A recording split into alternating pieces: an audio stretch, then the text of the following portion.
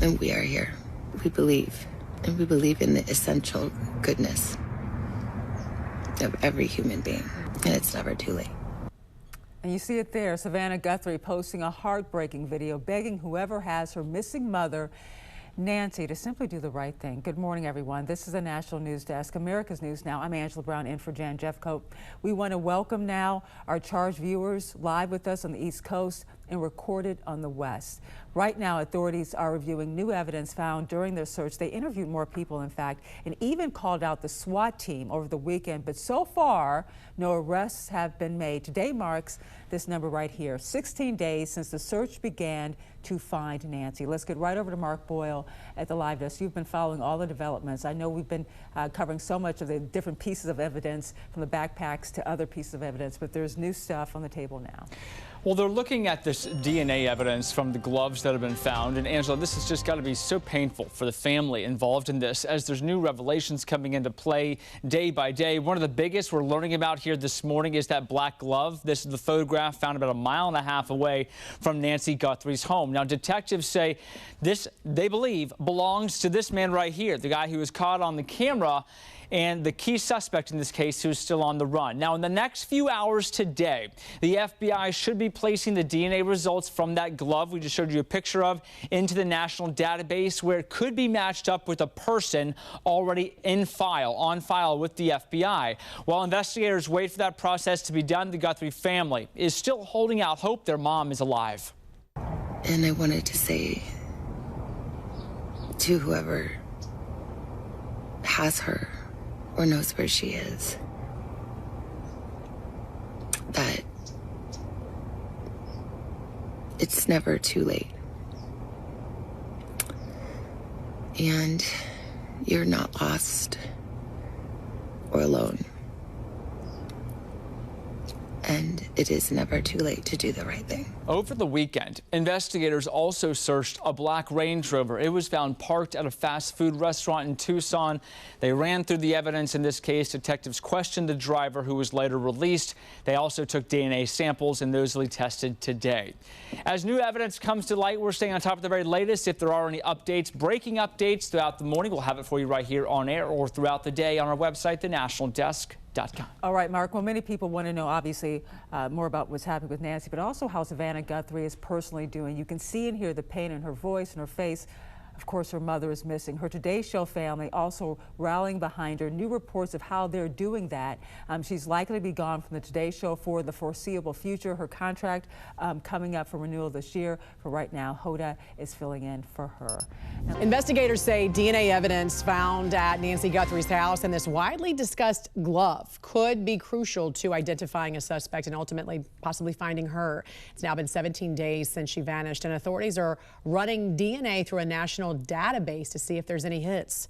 Joining us this morning to discuss is veteran FBI special agent in charge and former head of the Chicago PD, Jody Weis. Jody, I'm gonna get right into it because this glove they're calling evidence is so interesting because it's the one from the crime scene, they say, so clearly, but they aren't letting us know everything they know. How do they know this is that glove? How do they know for sure it's the one the suspect used? Yeah, good to see you, Jan. My understanding is that it's based on visual similarity. Now, I don't know when they magnify this, if there were textures or patterns, but that's my understanding from visual similarity. So let's hope it is the right glove. So I have to ask you, if that glove does produce DNA, they're saying it could be of the suspect. If someone in the house touches something and then that suspect touches that object that someone else touched, couldn't there be like multiple DNA profiles on the glove? Yeah, it could be. I understand that the DNA that it's in the glove, it is from a single male. So that's a good thing. It's not a mixture. It's pretty just straightforward, one person. Remember, the samples were taken from family members and anybody else that could have been in the house. So those would be known samples. Correct. I understand there was an unknown sample that was recovered that will hopefully match the sample on the glove. Hopefully that all would be in CODIS, and then we could see where this goes. If it's not a direct hit, then they can start looking at the family members. But I'm kind of surprised we don't have those results. I think it was a ridiculous move to start separating the evidence and sending this all to the lab in Florida rather than FBI lab in Quantico, because I think they'd have the results by now. Correct, because it's been several days now. I remember in the Idaho murders, the knife sheath became so pivotal in their investigation, and they identified Kohberger really early on, but they kept track of him for weeks until they finally made that arrest, that traffic stop. Is that what we're looking at here? They know who this person is, but they're just watching them because they still haven't found Nancy and are hopeful the suspect's going to lead them to her? Yeah, I don't think so, Jan. And I say that because you have to remember in the Kohberger case, that was a homicide. Sadly, there were no lives to save. I think if I was running that case and we had a really good lead and they told me we're pretty positive this is the guy, we would grab him right away. Another big development came yesterday when the sheriff said that the family was cleared, including the siblings and their spouses. What did you make of this? I'm glad they were cleared. I thought it's kind of surprising that he seemed to come out more based upon feelings, that he thought it was unfair. You do have to remember, though, law enforcement doesn't have to tell us anything. And as you and I have discussed, family members are usually the first ones you look at to possibly rule them out because they have access to the victim. So I am happy. I don't know if they just learned something the other day that cleared them. I don't know why it was yesterday, unless they were upset that he felt that they were being unfairly targeted. But it's good. Now, keep in mind, things can change. Down the road, if something happens, they could come back into play. But I am glad he put that out because I think a lot of people were just wondering, what's with the family? Well, for the longest time, he said nothing about that for the longest time, and we couldn't understand why that was. And the thought was because he could not clear them. Also, we were told initially that Nancy Guthrie's pacemaker signal could not be detected. Now we see helicopters using technology to search for it. So what changed here? Yeah, I think it's technology.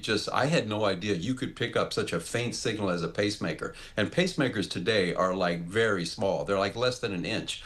And it's just new technology, amazing antennas that can pick this up. And some people might say, well, what's the advantage of that? Well, think about looking at nighttime where visual observations wouldn't work, or maybe light brush if a body was put underneath some brush out in the desert, or maybe a tarp was put over it. So, it's not a magic bullet, but it's one more thing to try and find this poor woman who's been missing now for almost in the third week. Right. And the fact there's been no proof of life, the fact that this alleged suspect is contacting media, not the family, the fact that an 84-year-old woman was taken from her home without a trace. Is this suspect really that technologically savvy that no one can figure out where an email originated? I mean, they've already caught one imposter who's demanding Bitcoin. What's the issue here with finding who's behind these emails that are being sent to these television stations and to TMZ? Yeah, there's so many questions on this, Jan. I mean, no proof of life. That's kind of standard. Look at the facts. I looked up the data, 20 to 25. Less than 0.2% of kidnapping victims were over the age of 80. So that alone is very odd. And the information, all the ransom requests going to TMZ, I mean, this is a really strange case. Sadly, we have far more questions than we have answers. Yeah, now 17 days into this investigation. Veteran FBI special agent in charge and former head of the Chicago PD, Jody Weis. Thanks for joining us. We appreciate it. Thank you, Jan.